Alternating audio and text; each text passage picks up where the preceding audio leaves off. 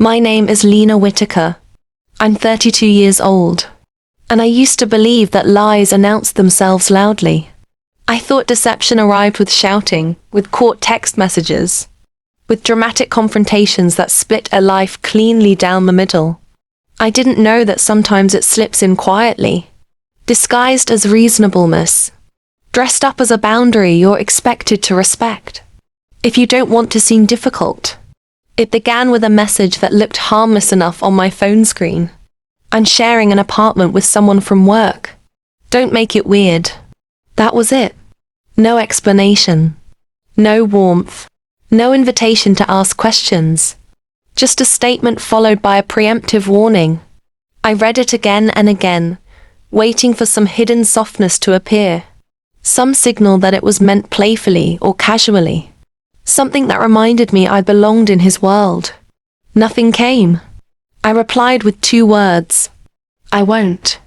They felt cooperative, mature, reasonable. They also felt like a small betrayal of myself, though I didn't fully understand that yet. It's surprisingly easy to participate in your own discomfort when you're afraid that pushing back might cost you someone you love. We had been together for 2 years. Not the kind of relationship people whisper about or envy for its drama, but the steady kind, the dependable kind, the kind that looks boring from the outside because nothing explodes. We met online, both of us slightly skeptical, neither expecting much. His profile was unremarkable until he started talking. Conversations flowed easily, then lengthened, then turned into dates that stretched past closing time. We laughed about our shared hatred of early mornings and our mutual affection for bad horror movies we watched ironically, but finished sincerely. He worked in operations at a mid-sized company. I worked in risk analysis. We liked to joke that it made sense. We were opposites in the ways that balanced rather than clashed. He jumped first. I calculated the landing. It felt stable. It felt chosen. We didn't live together, not because of distance or lack of commitment, but because we both valued autonomy. We stayed over often, drifting naturally between each other's spaces. It never felt like avoidance. It felt intentional, healthy, even. For a long time I believed that. About 6 months before everything collapsed, something shifted. He started talking about money constantly. Rent increases. Stress. How much he hated paying so much for a space that didn't even feel like home anymore. I offered solutions without pressure. We could move in together. We could look for something more affordable. Every suggestion was gently deflected. I'm not ready to live with a girlfriend yet, he said more than once. It's not about you. I just need to be sure. I told myself that was fair.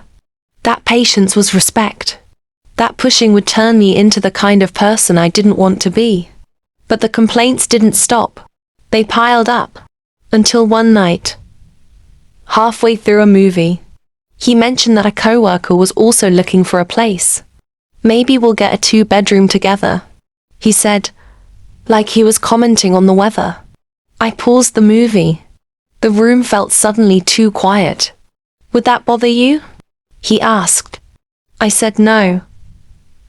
And I meant it in the way people mean things. When they want to be understanding, more than they want to be honest. I asked carefully whether the coworker was a man or a woman. He hesitated, just long enough to register, then said it was a woman, but that it wasn't anything like that. She was in a serious relationship, practically engaged. That hesitation settled somewhere in my chest and stayed there. I ignored it. Over the next few weeks, apartment tours became background noise in our conversations. Then one day he texted that he'd found a place. Rent nearly cut in half. I congratulated him. Asked when I could see it. He said soon. Soon never came.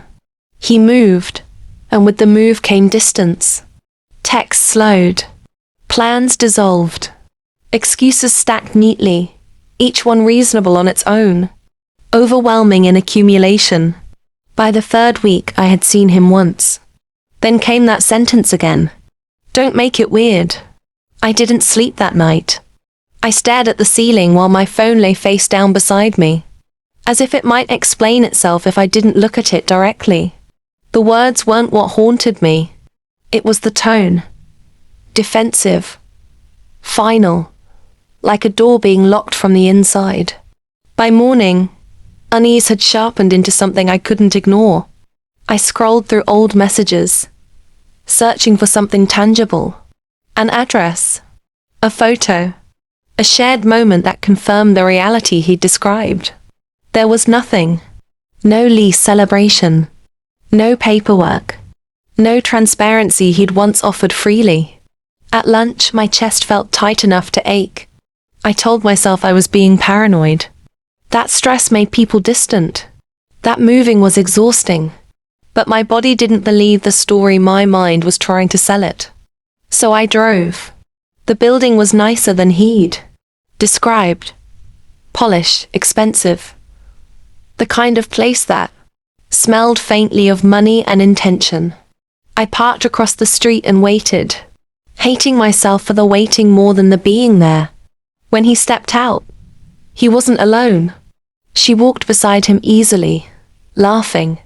He placed his hand on her lower back as they crossed the sidewalk. It was casual, familiar, intimate in a way that didn't ask permission. They left together. Back home, I crossed a line I'd never imagined crossing. I called the property management office under the guise of logistics. I didn't lie outright. I let assumptions do the work. The woman on the phone confirmed the unit number, and then asked whether the information was for both leaseholders. Both, I said, my heart pounding. She read 2 names. That silence afterward felt heavier than any argument could have. I sat still, the truth pressing in from all sides. Then I made a choice that would shatter everything. I found an emergency contact through tools I'd once used professionally. I sent only facts. No accusations. No explanation. Just enough truth to make ignorance impossible. When I turned my phone back on that evening, it exploded. Missed calls. Voicemails layered with rage, panic, desperation. By the time the unknown number appeared, I already knew. The woman introduced herself as a mother. Her voice was calm, controlled, deliberate. She asked if I was dating him. I said yes. She told me her daughter had been with him for 8 months. Engaged for 3 weeks. Living together for 6. 2 lives. Carefully separated. Perfectly managed. We talked until the truth ran out. When I hung up, I didn't answer his calls. I sent one message. I know everything. Don't contact me again. The aftermath was messy. Stories spread. Versions shifted. I watched him rewrite me into something easier to hate. Some people believed it. Others asked for proof. I gave it without theatrics. Facts don't need volume. Not everyone stayed. That loss surprised me more than the betrayal itself. Months have passed now. I've rebuilt slowly, carefully. I pay attention to how my body reacts to words, to deflections, to that familiar tightening that whispers when something isn't right. I've learned that boundaries aren't demands for silence, and love doesn't require shrinking yourself to be palatable. When someone tells you not to make something weird, it's often because it already is. I don't need closure from him. I found it in the clarity that followed. In the quiet certainty that leaving was the only honest move left. I'm okay now. More than okay. I trust myself again. And that, I've learned, is the only thing that ever really mattered. The weeks after everything surfaced moved strangely, as if time itself had lost its usual rhythm. Some days stretched unbearably long, each hour demanding to be endured. Other days vanished so quickly I barely remembered what I'd done in them. I learned that healing isn't linear or cinematic. There's no moment where you wake up and feel fixed. There's just a gradual reduction in the weight you carry. ounce by ounce, until one day you realize you're breathing without effort again. At first, the quiet was unbearable. My phone stayed still in a way it never had before. No check-ins, no casual updates, no good morning text that pretended to be small but anchored the day. The silence felt accusatory, like it was asking me what I had done wrong to deserve it. I had to remind myself, repeatedly, that the absence of noise was not evidence of loss. It was evidence of escape. I replayed memories against my will, ordinary moments that now felt contaminated. A laugh at dinner, a weekend trip, a night he fell asleep with his arm heavy across my waist, breathing slow and even, as if nothing in his life required deception. I kept wondering how many of those moments overlapped with hers. How often he left my place and walked directly into another version of himself. The thought was nauseating, but I forced myself not to look away from it. I didn't want illusions anymore, even comforting ones. I packed away the physical remnants slowly. A sweater he'd left behind. A book he'd insisted I borrow. I didn't destroy anything in a dramatic purge. I just removed them from my daily line of sight. Healing, I learned, is often logistical before it's emotional. You change your environment so your nervous system can rest long enough to catch up. Work became a refuge. Numbers made sense. Patterns behaved predictably. Risk analysis had always required emotional distance. And now that skill felt like a life raft. My manager didn't ask many questions. She didn't need to. I showed up, did my work, and left. That routine mattered more than I expected. At night, though, the questions returned. Not about him, but about myself. How had I missed it? Where had my instincts gone quiet? I traced the moments where I'd overridden discomfort with politeness, where I'd reframed confusion as trust. It was tempting to turn that scrutiny inward until it became blame. But I stopped myself when I felt it tipping in that direction. Awareness isn't self-punishment. It's preparation. I spoke to the other woman a few more times over the following months. Our conversations were brief, respectful, unembellished. We didn't bond over shared trauma or trade. Emotional support in the way movies suggest. We simply compared facts when necessary. And acknowledge the strange intimacy of having known the same person in different ways. There was relief in that clarity. No competition. No resentment. Just truth finally aligned.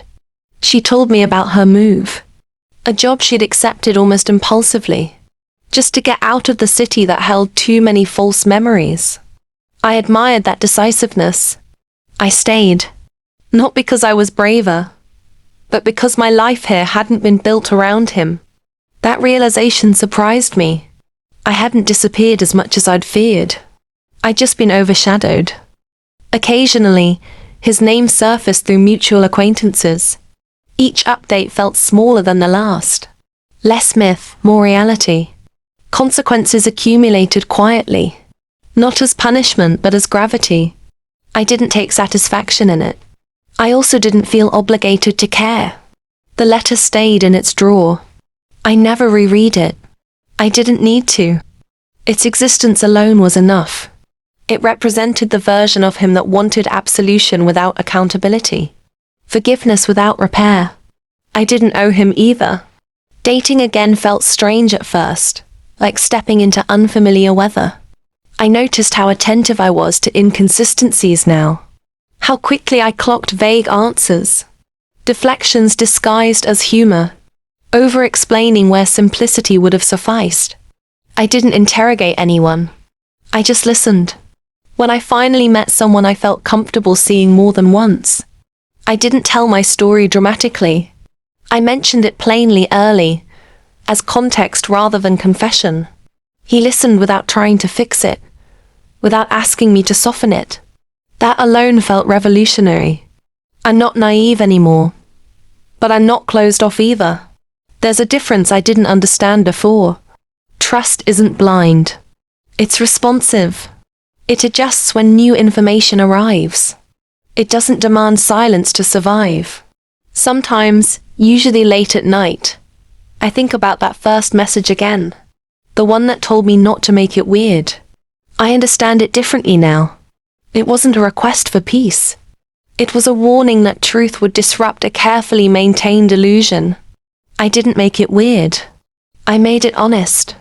And that honesty cost me a relationship built on lies. A handful of friendships that couldn't survive scrutiny. And a future that never truly existed. In return, it gave me myself back. Clearer. Quieter. Stronger than before. I no longer mistake endurance for love or compliance for maturity. I know now that discomfort is information, not a flaw to be corrected. When something feels off, it usually is. And when someone asks you not to question it, that's the question you should ask first. My life didn't end when his story unraveled. It expanded. Slowly. Deliberately. With room for truth. I'm still here. Still building. And this time, there are no locked doors. No hidden rooms. No parallel versions of reality running beside my own. Just one life. Fully mine.